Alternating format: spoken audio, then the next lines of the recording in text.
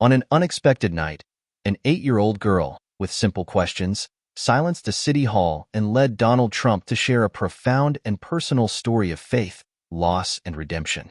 What happened next touched the hearts of everyone present. The church's lecture hall in Shreveport, Louisiana, was filled with chairs scraping across the polished floor and the murmur of conversation. Normally reserved for Bible studies and potlucks, the space took on a different feel that night. Standing at the front of the room was Donald Trump, whose unexpected presence filled the modest space with a peculiar energy. His imposing figure and characteristic gestures were familiar, but tonight he seemed more introspective, perhaps realizing the gravity of the event. The audience was a mix of families, retirees, and locals curious to hear what he had to say. Among them was one figure who stood out not for her height, but for her quiet intensity. 8-year-old Lily, dressed in her Sunday best, clutching an ancient yellowing Bible, a treasured hand-me-down from her grandmother. Her mother, sitting nearby, had said before they arrived, "You can ask him, but only if you're brave enough and really want to know." Lily laughed, her heart pounding. She had rehearsed her question for weeks, whispering it during breaks and mumbling it before bed. Trump spoke on his usual topics: politics, achievements, and the future of America. The audience applauded occasionally, but the energy was more subdued than usual. Lily waited, her small hands gripping the edges of the Bible with each passing minute. Finally, question time arrived. A line quickly formed, with adults eager to ask about local issues, national policies, and even praise for his campaign. Lily hesitated, her small frame seeming even smaller. But when her mother gave her a gentle touch, she knew it was time. Her legs trembled as she stood, her heart pounding so loudly it seemed to echo through the hall. The line seemed endless, but as it moved forward, the noise in the hall began to fade. People noticed the small girl with the Bible open in her hands. Murmurs of surprise spread through the audience. When it was her turn, Trump looked at her, his expression softening momentarily. "And what is your question, young lady?" he asked, his voice surprisingly gentle. Lily took a deep breath, gripping the Bible so tightly her arms turned white. In a voice that trembled but refused to break, she asked the question that had been echoing in her heart for months. "Mr. Trump, what does God want from you?" The room fell silent. Eyes turned to the girl and Trump, the weight of the question pressing down on everyone like a tangible force. Trump, known for his quick answers, did not respond immediately. Instead, he looked at Lily, then down at the Bible in his hands, and something in his gaze changed. The air in the room seemed charged with anticipation, causing everyone to lean forward in their seats. Trump's silence was almost despairing. For a man who had built his career on quick answers and unshakable confidence, this pause seemed unusual. He stared at Lily for a moment, his usual bravado replaced by something softer, almost vulnerable. The Bible she was holding caught his eye again, and his lips moved, but no words came out. Lily shifted slightly, her small frame looking even more fragile under the room's collective gaze. His question was not meant to challenge or provoke. It was honest, born of a deep desire to understand something bigger than herself. Finally, Trump raised his hands slightly, as if to calm himself, and stepped away from the lectern. "That's a big question," he began, his voice lower and calmer than usual. "And it's not one I've always had the answer to." The admission surprised many. Trump, known for his unshakable confidence, was admitting uncertainty in front of an audience. He looked back at Lily, and his expression changed again, this time to something almost fatherly. "When I was your age," he continued, "I had a lot of questions about God too. My parents took me to church every Sunday. I remember sitting in those pews, staring up at the stained glass windows, wondering if God was listening to me." He paused, looking out at the audience as if gauging their reaction. His hand remained on the edge of the pulpit, his fingers tapping lightly against the wood. "My father used to tell me," he continued, "that faith is like a ladder. You climb one rung at a time, and sometimes you're afraid you're going to fall. But you keep climbing because there's something up there worth reaching for." At the time, I didn't understand what he meant. I thought it was just something he said to keep me quiet. A shy smile spread across the audience, breaking the tension for a moment. Lily, however, did not smile. Her eyes remained fixed on him, waiting for the real answer she had asked for. Trump stepped back a little, his tone becoming even more thoughtful. But as I got older, life presented me with many challenges. I faced losses, mistakes, and times when I didn't know if I could go on. In those times, I didn't always feel like God was with me. Sometimes I was angry with him. Other times, I thought maybe he had given up on me. The room remained captivated. But I'll tell you this, Trump said, his voice trailing off a little. Even in my worst moments, when I thought I was alone, I realized that faith isn't always about having the answer. It's about believing that even when you don't see the whole picture, there's a purpose. There's something bigger at work. He looked back at Lily, whose grip on the Bible had loosened a little. Her eyes glowed under the fluorescent lights. And God, to me, he said slowly, is that purpose. He's the reminder that even when we fall, even when we fail, we're not finished. He's the one who tells us to keep climbing the ladder, even when it feels like it's going to break. Before the weight of her words could fully dissipate, Lily's eyes filled with tears, and the audience began to murmur softly, realizing that something extraordinary was happening. Lily's tears came silently at first, a single drop running down her face as she clutched her grandmother's Bible even tighter to her chest. But then, as Trump's words faded into the air, her legs began to shake. The audience noticed her growing sobs, but no one dared interrupt the moment. Her mother leaned over, placing a comforting hand on her shoulder. "It's okay, honey," she murmured softly, but Lily pulled away. It wasn't sadness. It was something much deeper. Trump had said words she hadn't known she needed to hear, and in doing so, he touched a part of her young heart that she had long held back. Trump seemed to sense her reaction and stepped back from the lectern, his face unusually subdued. "What's your name?" he asked gently. "Lily," she replied, her voice barely above a whisper. "That's a pretty name," he said with a smile. "You know, Lily, sometimes the simplest questions are the hardest to answer, and sometimes those questions remind us of what really matters."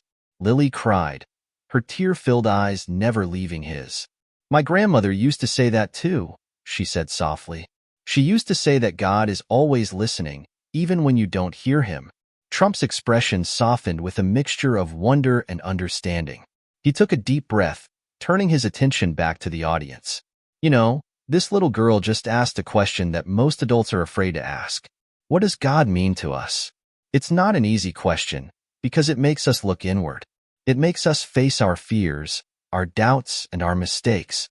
The room was completely silent, the weight of his words pressing down on everyone. "We live in a world where we always look outside ourselves for answers," Trump continued, his voice strong but softer than before. "We think that power or success or money will fill the voids, but they don't. The real answers are the ones that make us uncomfortable, that make us wonder who we are when no one else is looking." He paused, his gaze returning to Lily. "Thank you for reminding me of that, Lily. You are wiser than most adults I know." The audience applauded softly, but Lily seemed not to notice. Her tears stopped, replaced by a look of quiet pride. She wiped her eyes with her sleeve and looked up at her mother, who smiled back, her eyes shining. But as the applause died down, Trump's tone changed once again, indicating that the conversation was far from over, and that the room was about to be pulled even deeper into his story. The room grew even quieter, as if the air itself was waiting for Trump's next words. He moved around the stage, his eyes sweeping the audience before returning to Lily. There was a gravity in his expression, a weight that seemed to come from something deeper than politics or public life. "When I was a young man," Trump began, his voice softer now, "there were times when I thought I had it all figured out. I had ambition, plans, and drive to succeed. But there was one moment in my life, just one, that made me realize how little control I really had." He paused, letting the words hang in the air. The audience leaned forward, their curiosity palpable. Trump rarely opened a window into his personal life, and now it seemed he was about to do so. "My brother Fred," he continued, "he was one of the kindest, most genuine people I've ever known. He had a light about him, a kindness that I couldn't understand at the time. But Fred struggled. He had his demons. And no matter how much my family and I tried to help him, it wasn't enough. Trump's voice cracked for a brief moment, and he cleared his throat. When he died, I was angry. Angry at him. Angry at myself, and angry at God. I couldn't understand why someone so good, someone with so much potential, had to leave this world so soon. Lily's gaze remained fixed on him. Her young face was marked by an expression far too wise for her age. Around the room, others seemed equally captivated. Their expressions were a mix of empathy and intrigue. A long time after that, Trump continued, I turned away from God. I thought, if he were real, why would he let this happen? Why would he take someone like Fred and leave me behind? He took a deep breath, his hand gripping the edge of the lectern. But then something changed. I don't know if it was a dream or just a memory, but one night I saw Fred's face in my mind. He was smiling, that big, warm smile he used to have. And I heard him say, don't be angry, Dawn. You have work to do. The audience was silent, the weight of his words pressing down on them like a physical presence. Even the distant sound of cars passing outside seemed to fade, leaving only Trump's voice and the collective pounding of hearts. I realized then, he said, his voice calming, that faith isn't about understanding everything. It's about trusting that there is a reason, even when you can't see it. And maybe, just maybe, Fred's purpose was to teach me that. He turned his gaze to Lily, his expression softening. So when you ask me what God means to me, I tell you this. He's the reason I keep going, even when it's hard. He's the reminder that we're here for more than just ourselves. And he's what gives us hope, even in the darkest times. Lily's eyes filled with tears again, but this time they didn't fall. Instead, she sat up a little straighter, holding her grandmother's Bible in both hands, as if it were the most precious thing in the world. But as the room seemed to settle into the gravity of her story, someone in the audience raised their hand, breaking the silence and drawing everyone's attention in a new direction. A man near the back of the room stood slowly, his hand still raised. His face, lined with years of hard work, was serious. He was the kind of person you could pass on the street without a second glance. A mechanic, a father, maybe someone who attended church sporadically when life allowed. His voice, though, cut through the silence like a bell.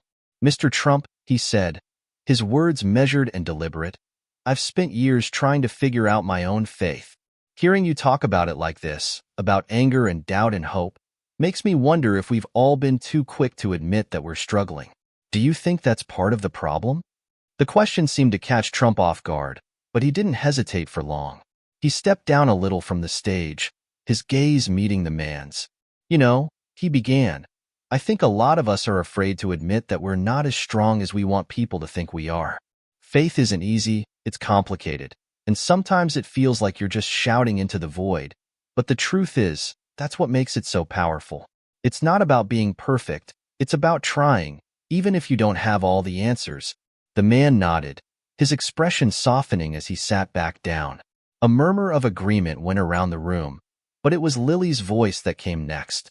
My grandmother used to say that faith is like planting seeds, she said, her words clear and firm despite her small stature. You don't always see them grow directly, but you have to believe they will. Trump smiled, a genuine, almost tender expression that seemed to transform his guarded demeanor. Your grandmother seems like a very wise woman, he said, and she's right. Faith is a seed. It doesn't always grow the way you expect, but that doesn't mean it isn't there, growing in ways you can't see. The conversation seemed to breathe new life into the room.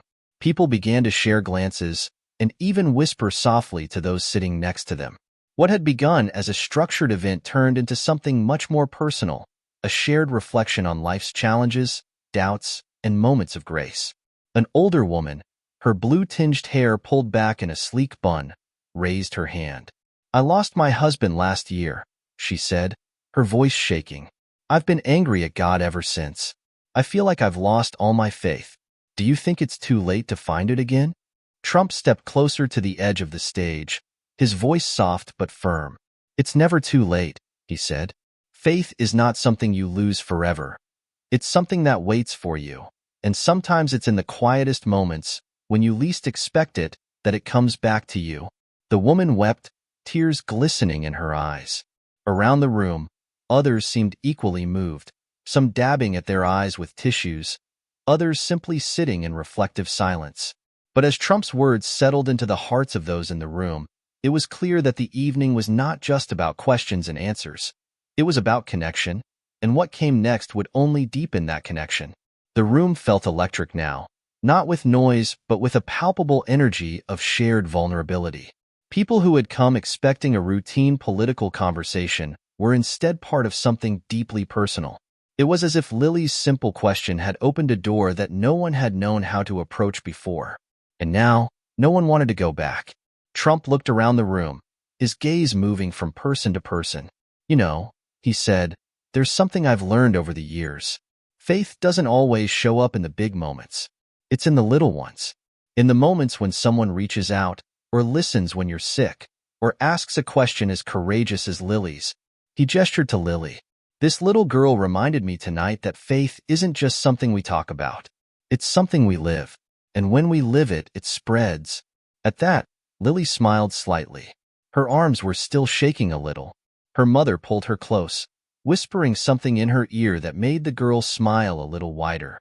Trump's tone became firmer. "We're living in a time where it feels like the world is tearing us apart. Politics, opinions, differences. But faith? Faith has the power to bring us together. It's not about being the same. It's about understanding that we're all climbing the same ladder, one rung at a time, no matter how different our paths seem." A round of applause began, slow at first but gaining momentum. People rose to their feet, applauding not just Trump, but the moment itself. For the courage it had taken for Lily to ask the question, and for the answers he had elicited from everyone in the room. As the applause died down, Trump stepped off the stage one last time. "So tonight, I'll leave you with this. Ask yourselves what faith means to you, and don't be afraid of the answer, no matter how uncertain it may be. Because faith isn't about knowing, it's about believing." He paused, letting the weight of his words settle before adding, "And if you found something tonight that touched your heart, hold on to it, let it grow, and share it with the people who need it most." The room erupted in applause again, but this time it was punctuated by hugs, handshakes, and even a few tears. Strangers who had entered the room with little more than polite greetings were now embracing one another, exchanging smiles and stories. It was as if a collective weight had been lifted, replaced by quiet hope.